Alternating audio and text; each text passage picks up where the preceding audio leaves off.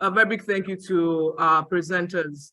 For want of time, we want to just go straight to the questions, comments, as regards these presentations that we've had thus far.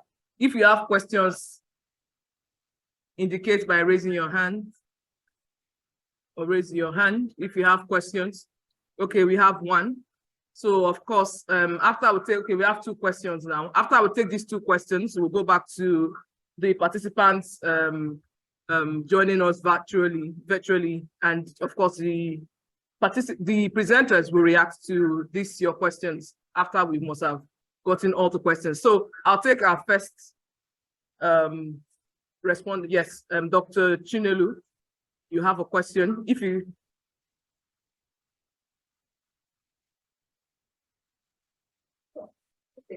So I want to ask about the person who presented and talked about the counterattacks and rebuttals. Counterattacks and rebuttals. So Prof, can you hear her? Can you hear me? Hello, Prof. A little bit. Maybe she could speak a little louder. Yeah, really. Okay. So someone spoke about counterattacks and rebuttals.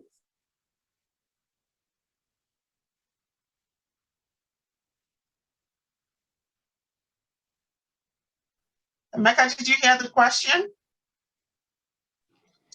Would you mind repeating her question? Okay, so that... Prof, she will repeat her question now. Hopefully it will be clearer. Okay.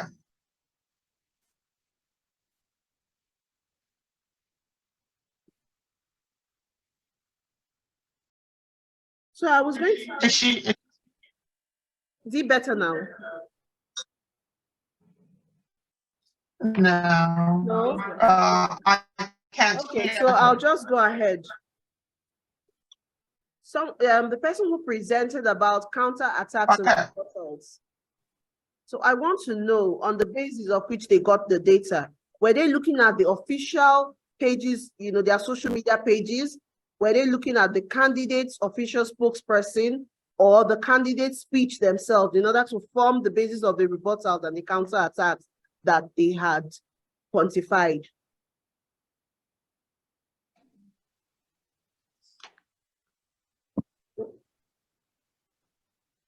So I believe that question is for Dr. Abimbola. Okay. Yes. Talk about rebuttals. Dr. Abimbola, are you there? Yes, I'm there. Okay, should I respond or we should take the... No, please hold on, Dr. Abimbola. We'll get the second respondent now.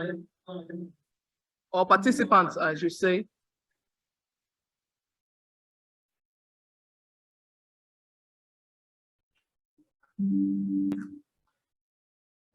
Good evening. My name is Chris Konko. My question is on the issue-based. The issues raised by the second to the last presenter, we are meant to understand that they divided the issues into two, serious and non-serious issues. But the study was silent on what parameter that was used to determine what issue was serious and the one that was not serious. Because I think the issue of educational background, which the Nigerian Constitution is not serious about, is one of our problems. And it should be taken as a serious issue.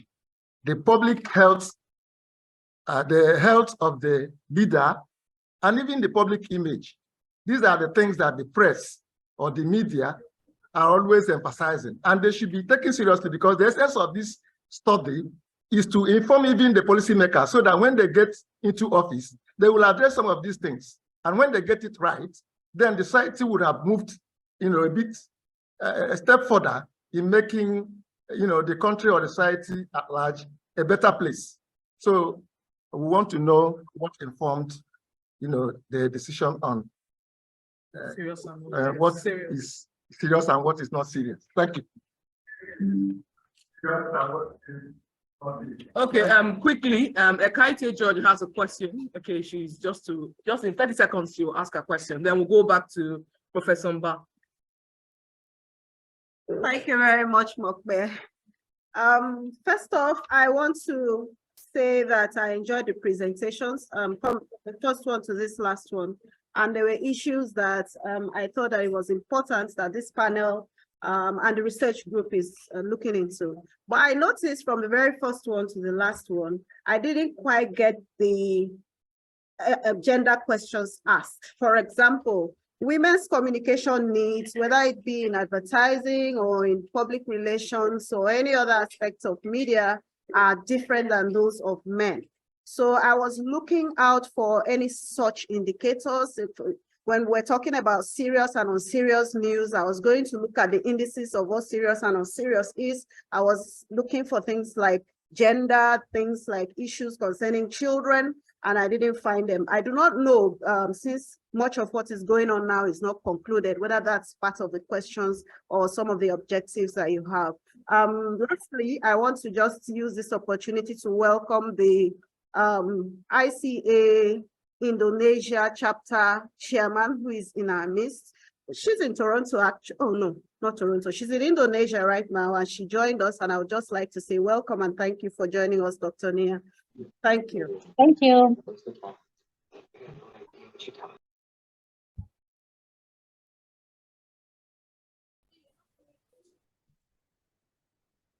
Thank you, Ikaite. Thank you for joining us, Nia, and thank you for that. And so at this point, let's see if we have anything here on Zoom. No questions on Zoom, so I suppose Dr. Bimbolo, you can take it away and respond to those questions. Dr. Bimbola? Yes. Okay. Okay, go ahead. Should I go ahead? Thank you. Thank you very much. I thank those who made comments and those who asked the questions. First, our sister asked the question on our sources of information for counterattacks and rebooters.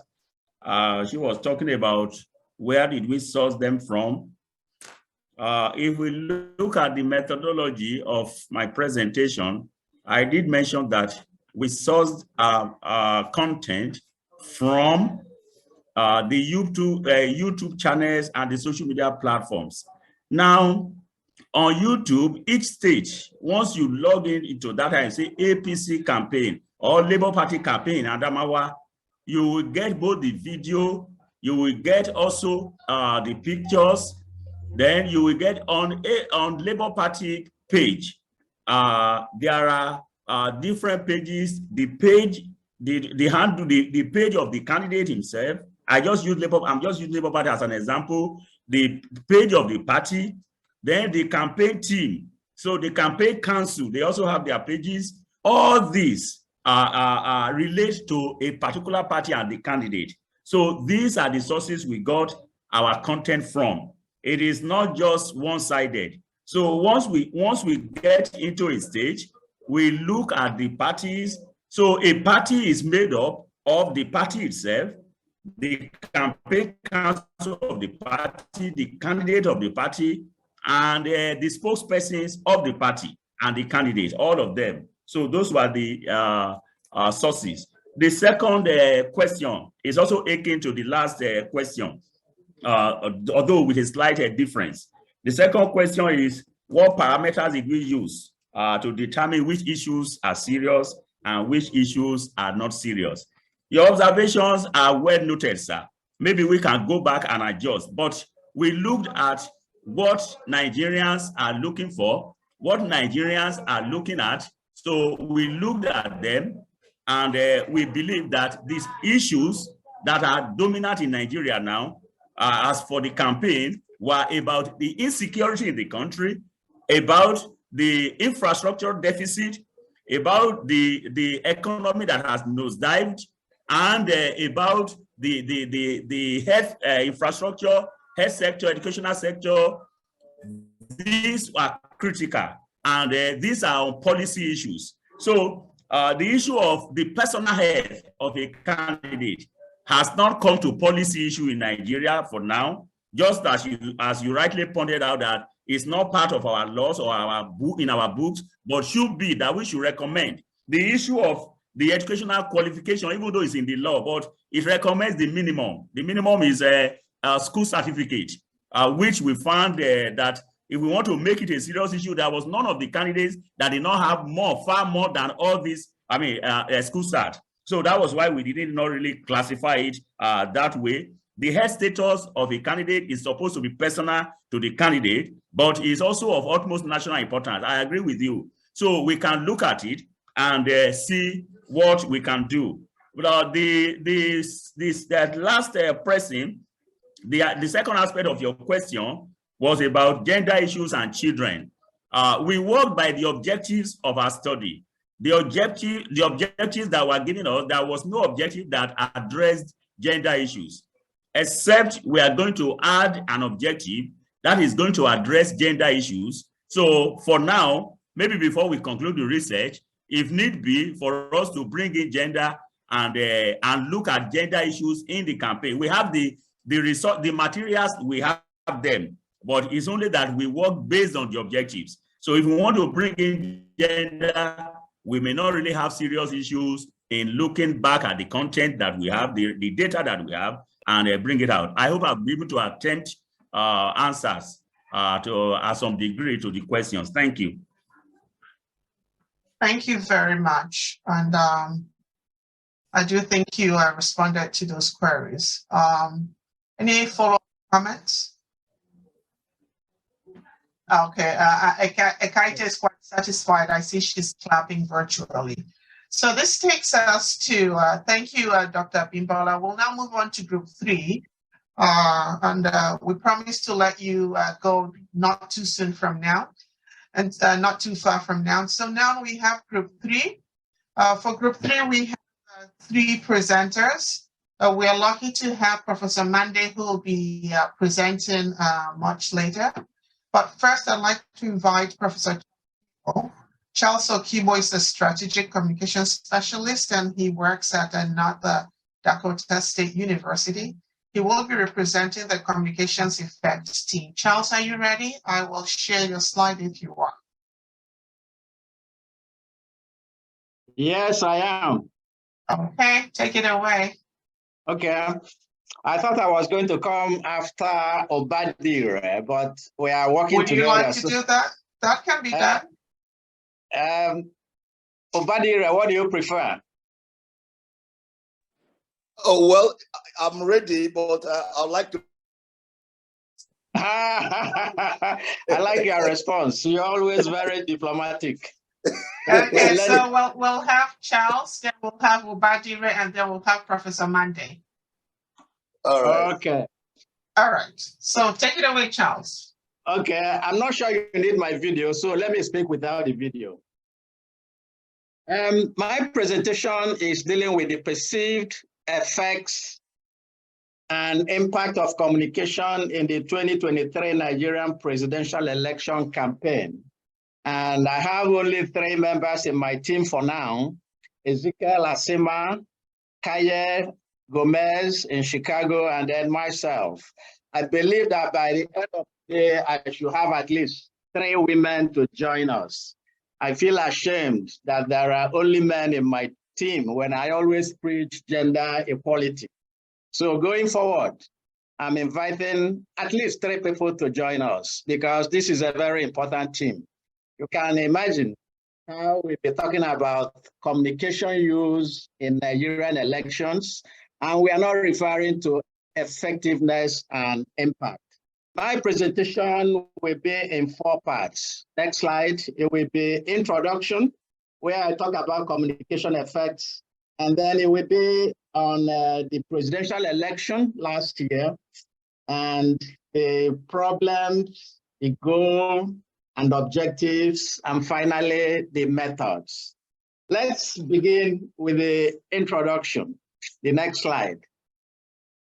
The introduction tells us that communication is so central in elections that it's difficult for us to manage or to imagine communication campaigns without thinking about effects.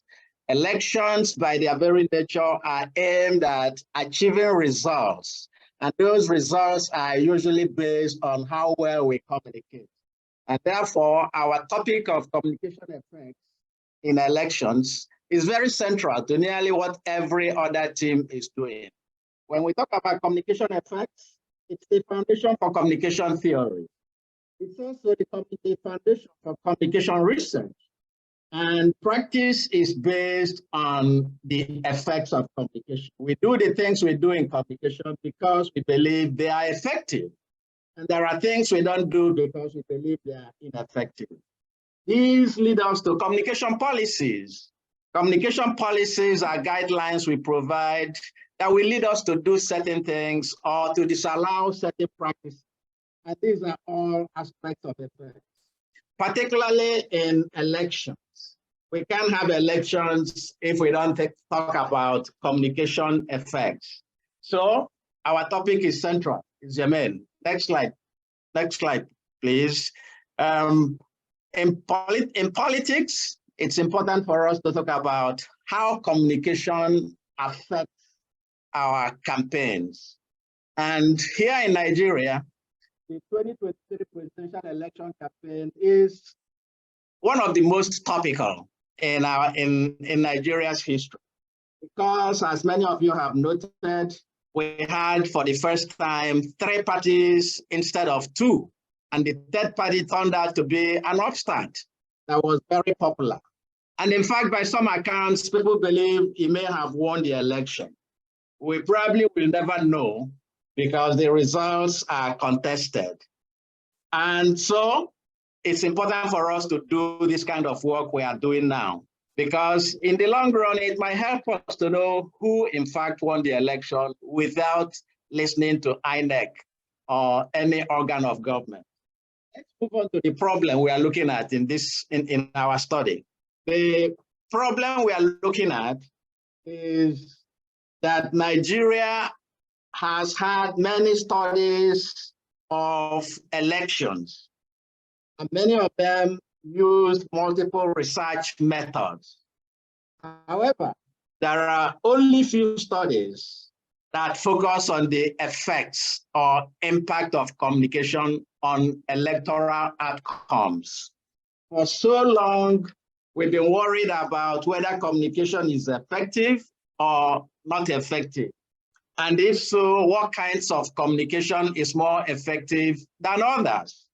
And so for this study of our team, we set out with the clear goal of examining communication effectiveness in elections.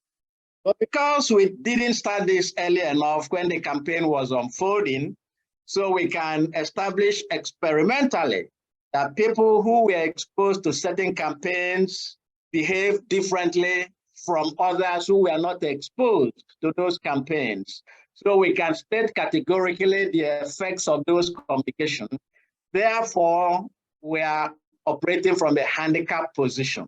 And so we are focusing more on perceptions of communication effects and impact instead of direct effects. It's very important for us to understand the difference between effects of communication and perceptions of the effects of communication. We wish we were studying the effects of communication, but for now, we could only study the perceptions of the effects of communication.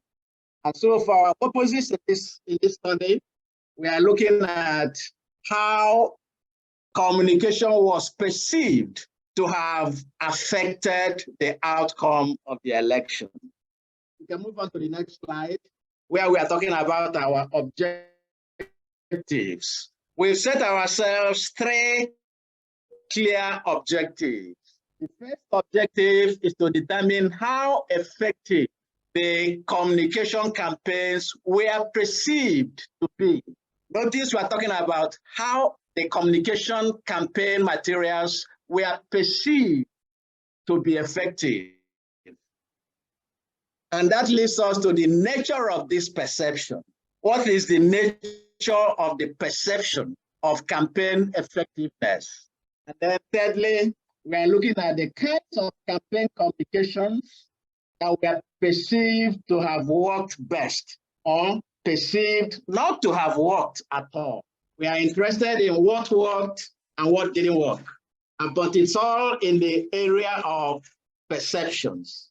Now let's talk about our methods. And that's where we will end, because like other teams, our work is research in progress. As I said before, ideally, we would like to do an experimental design that we test for the relationship between communication exposure, like uses of social media, or advertising exposure on radio, television, and in print, or the effects of outdoor advertising. But we couldn't do that. And therefore, we are looking at perceptions. And to do that, we are hoping to do in-depth personal interviews with the directors of those campaigns. We will have focus group discussions with both the directors of the campaigns and members of political parties to find out their perceptions of the effectiveness of their communication efforts. Like other teams, ours is work in progress, and we hope that in the next 1 month or so, we will be able to conduct our in-depth personal interviews and also have focus group discussions with the people responsible for the campaigns. In all these efforts, asking them what they perceive to have worked or what they perceive not to have worked. Again, our focus is on perceptions of successful campaign materials or perceptions of wasted efforts that didn't yield any tangible results. In any case, our work will also be very useful because even though it's not dealing with direct media effects, it's an important part of political campaigns for us to ask, how do people perceive them to be effective? Because what we do in an election is very often based on our perceptions of what we work and what will not work. In conclusion, I urge you to indicate interest in working with us because, as you can see, we are the smallest team of only 3 men, and we are ashamed that we don't have women in our group to make the work more exciting. Thank you very much for your attention, and we look forward to collaborating with many of you beyond today. The presentations have been very impressive, and I can tell that we're all making good progress. And listening to Dr. Contractor today, you can see that we still have some ways to go. But there is no doubt going forward that we make Nigeria proud because of our contributions to ICA and its research agenda. Thank you, Professor Mba. Thank you very much, Professor Okigbo. And hopefully we'll have some takers who will join your team. And so this brings us on to the next group. I'll be inviting Ubadire Ogua. Ubadire Ogua will be representing the Opinion Polls team. Ubadire is a corporate communications and public relations specialist, works at Michael Okpara University of Agriculture, Umudike, Abia State, Nigeria. Ubadire, are you ready? Now you've heard Professor Okigbo speak. Ubadire? Oh, yes, I am ready. Okay, I'll share your slide. All right. Just let me know when to move along by saying next. All right, thank you very much for this opportunity. I represent the Opinion Poll Research Team of the Election Research Group. And we have in our team, Nelly Ohuche is an NIPR stalwart. We have Eberechi Okobule from Ignatius Ajuru, University of Education in River State. We have Mustafa Al-Hassan from Federal University of Technology, Mina, also an NIPR stalwart. We have Godwill Essien from Akwa Ibom State University. We also have Godfrey Okafo from Nnamdi Azikiwe University, Oka. What we are doing is that we are investigating the uses and perception of opinion polls in the 2023 presidential election campaign in Nigeria. And by way of introduction, that's the next slide. we want to simply say, just like every other person has said, that the 2023 presidential election was keenly contested. I hope I'm on. Yes, you are. Go ahead. We can hear you. All right, good. Like every other person, we all agreed that the 2023 presidential election was keenly contested. And the reason for that will not be far from the assent of the 2022 Electoral Act. You all will agree with me that the assent to that Electoral Act, brought some key innovations to electoral process in Nigeria. Particularly, it keyed Nigeria into the digital space for elections. And because of that, it generated a lot of interest.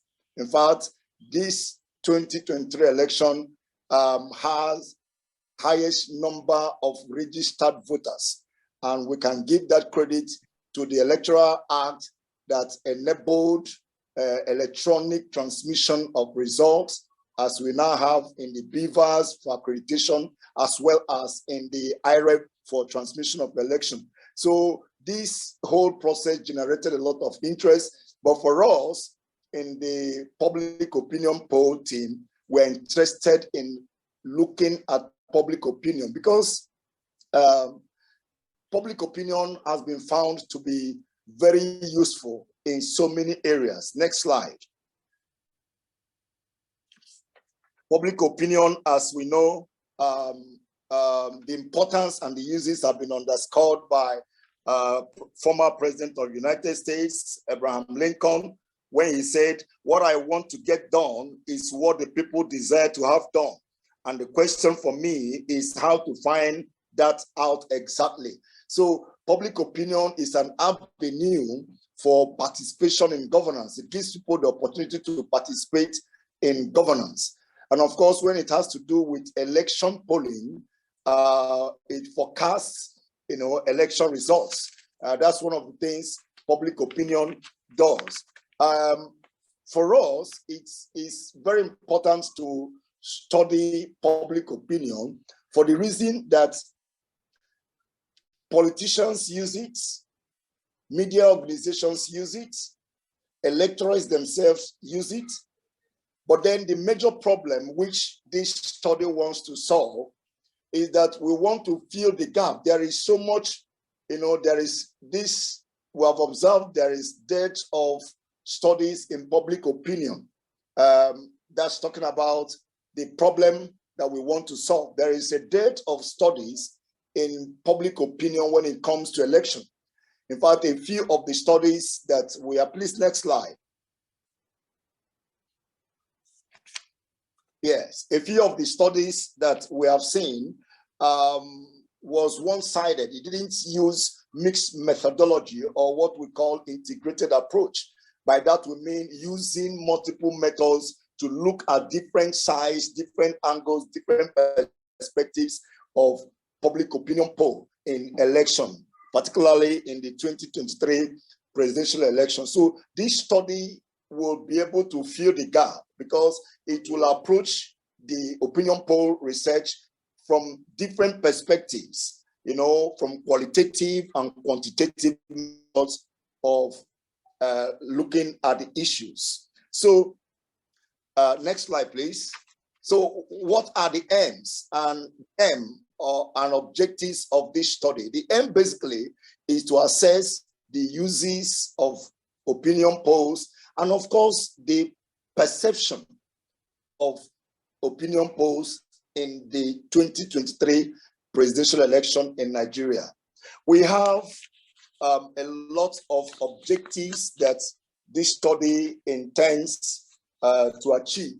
In fact, we have 10 or 11 objectives. That's quite huge. And that's because of the interest that the study is generating. But for the sake of this presentation, we'll be looking at three major objectives. Number one, we want to identify the firms that conducted the opinion polls. We want to assess the methodologies they use for the opinion polls, and we want to also find out the outcome of the opinion polls. Part of what we want to also find out is we want to ascertain the perceived credibility of the opinion polls, because everything that has to do with opinion poll, it is all about trust. It's all about the credibility. We also want to look at the perceived value of the opinion polls. We want to also look at whether the opinion polls influence voters' decision on the presidential candidate they eventually voted for. And of course, among other objectives. How do we want to go about this research? That is methodology and our data collection. We want to use content analysis. And just like other speakers from different research teams have said, when you look at how the newspapers or television stations used the opinion polls, we want to actually use content analysis to discover, did they use them as news? Did they use them as features? Did they use them as editorials? How did they use them? And if they use them as news, how did they frame the news? If they use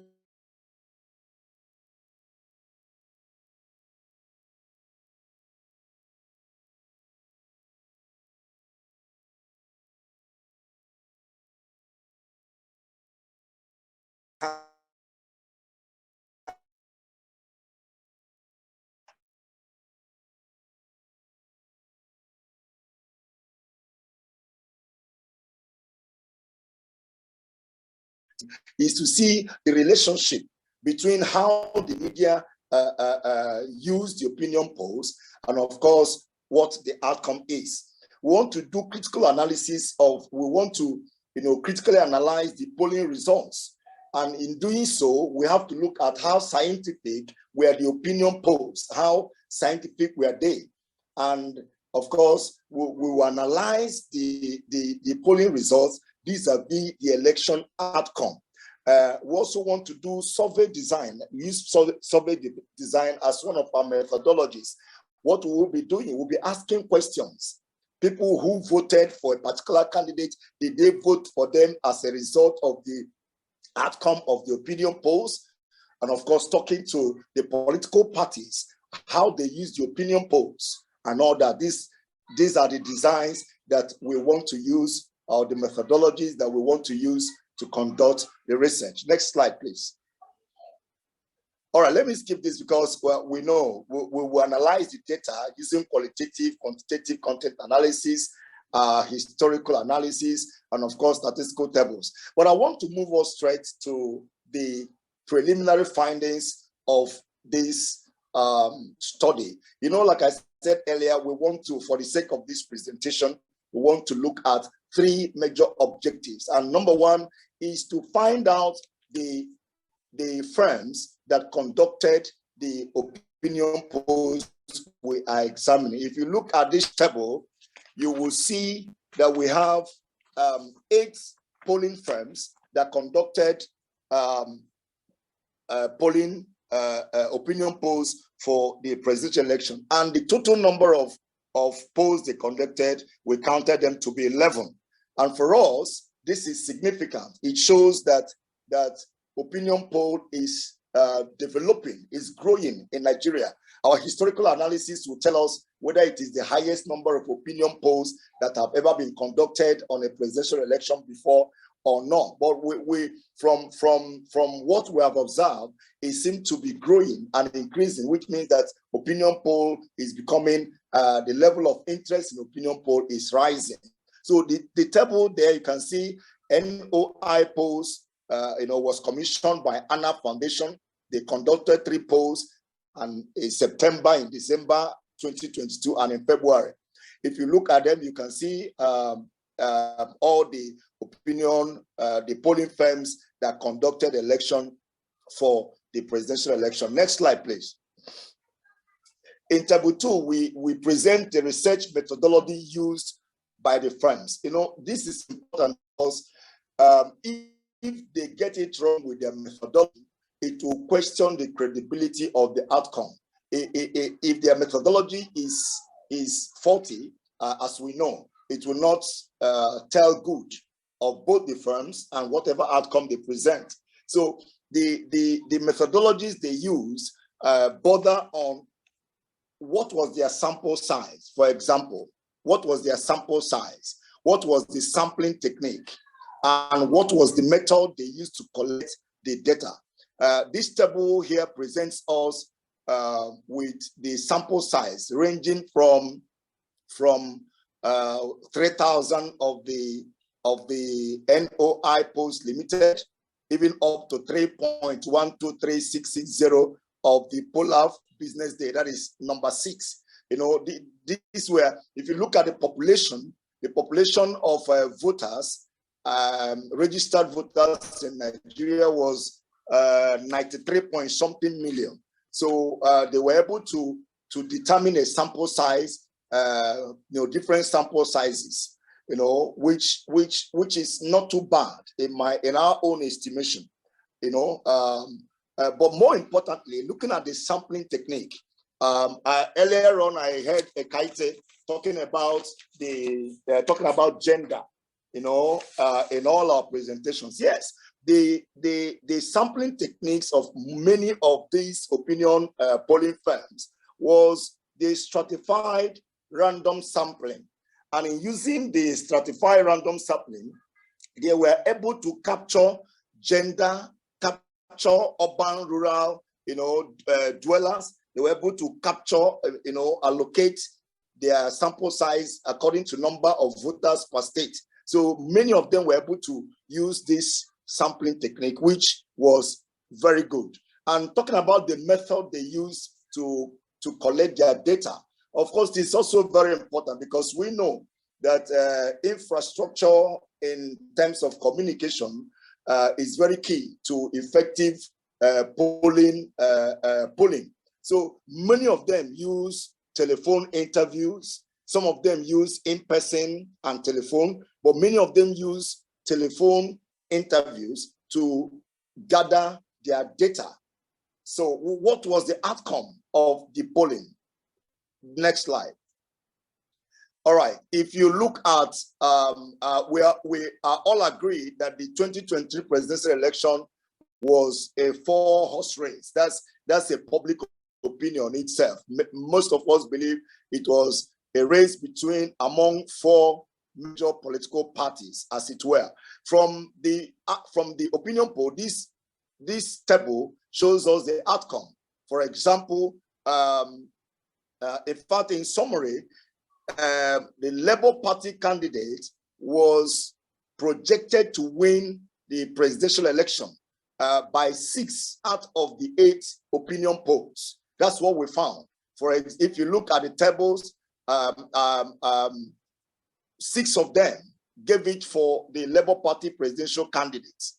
While 1 gave it for the People's Democratic Party candidate and 1 for the All Progressive Congress candidate. But there was something interesting in the polling. If you look at number 7 on the table, that's the stairs. Even though they gave the opinion poll outcome, they gave it to the presidential candidate of the Labour Party.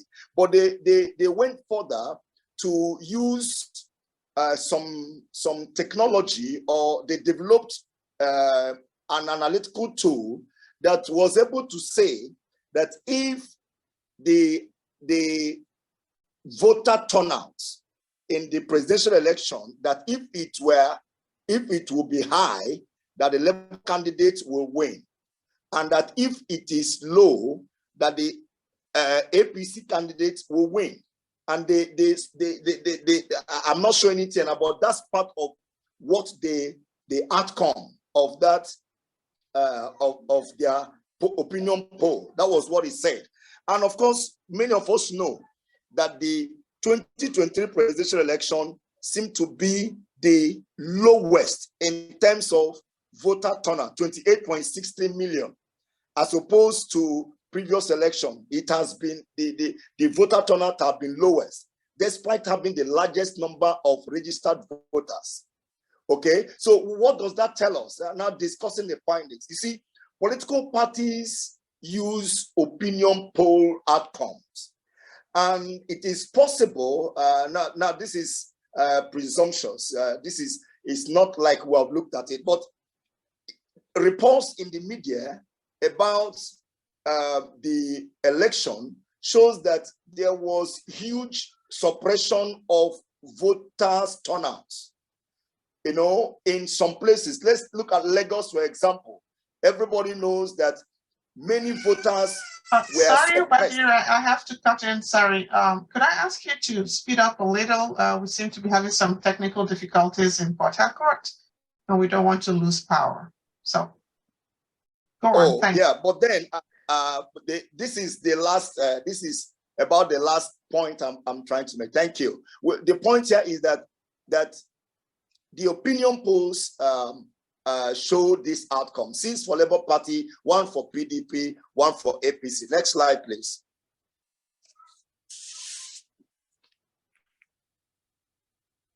All right, so the outcomes, how did they use them? Obviously, we saw that the opinion, the polling firms disseminated the outcomes through the media, particularly the social media. Most of them used their social media handles to disseminate this information.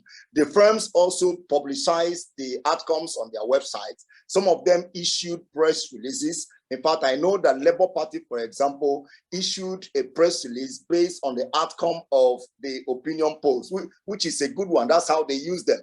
There were press conferences, and of course, there were media interviews following the outcome of the opinion polls. Next slide. Yeah, so this study so far shows that the interest in election polling in Nigeria is significant and it is growing.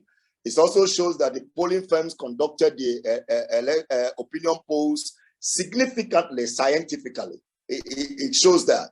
And there was effective dissemination via various media. You and I know that they use the election to forecast the election outcome. What we are waiting for is for INEC, what we have seen in the declaration of results seem to be at variance with the opinion poll, that we have seen. We will all keep our fingers crossed and wait for the judiciary to know. So that's actually what we are recommending, that there will be a post election opinion poll on what actually transpired. And that will give us a lot of reasons to look at other objectives of the study. So I really want to thank ICA for the opportunity. I really want to thank the election research team. I really also want to thank members of my team for their contributions towards this result. Thank you. I'm sorry for taking more time. That's okay, Dr. Ogua. That's a really interesting presentation. And to our participants, I'm really sorry we'll have to cut it short at this point, just because on-site location is having some technical difficulties. So this is what I'm going to do. I am posting here in the chat the contact details of all our speakers and their groups. I'll encourage you to reach out to them to continue this conversation. And any questions you have, I've listed their names and their email addresses. Alternatively, you can reach out to Ekaite George of ICA Port Harcourt Hub, and she'll be able to connect you to any of the presenters. At this point, I'd like to invite, is Dr. Chinedu there? Is she available? Chinedu. Dr. Chinedu. Chinedu, are you there? Yes, she's here. Okay, thank you. Mope, how about you take it from here and invite Chinedu so that... Yes, Dr. Chinedu is okay. here, so she'll be taking the vote of thanks as we draw the program to a close.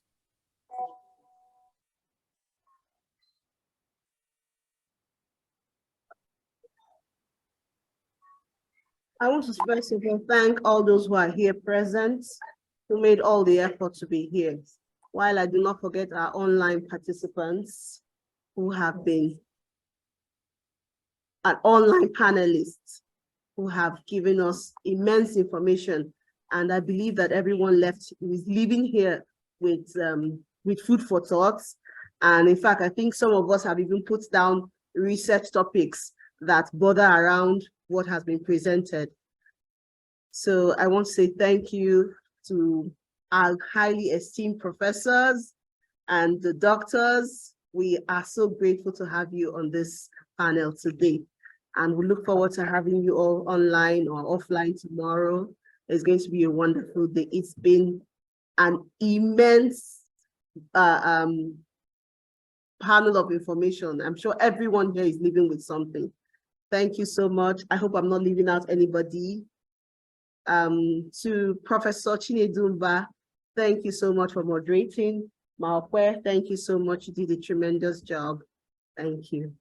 And to our able chair for putting all this together. Thank you.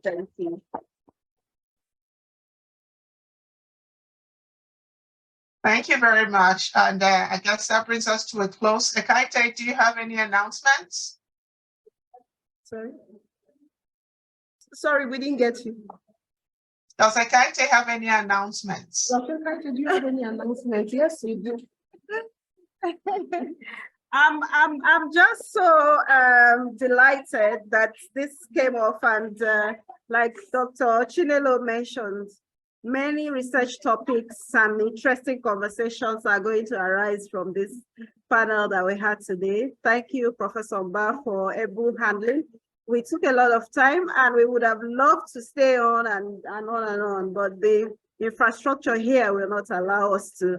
So thank you to everyone who has made the first talk. I think we had about 25 or 30 persons in hall. Anyone keeping count? I think we're about 30 in hall at some point during this. So the text says about 35 of us here, or 30, and about 35 also in the Zoom off and on sometimes. From all of us to all of the panelists, the presenters, and the moderators, Dr. Mokbe and Professor Mba. I give you greetings from ICA Nigeria and from Port Harcourt Regional Hub. Please stay with us. You can join us tomorrow. You can join us Saturday, Sunday, and Monday for more of the sessions that we'll be having. I'll send it to the email and to the rest of you to join us. Thank you, Professor Mba. Enjoy the rest of your day.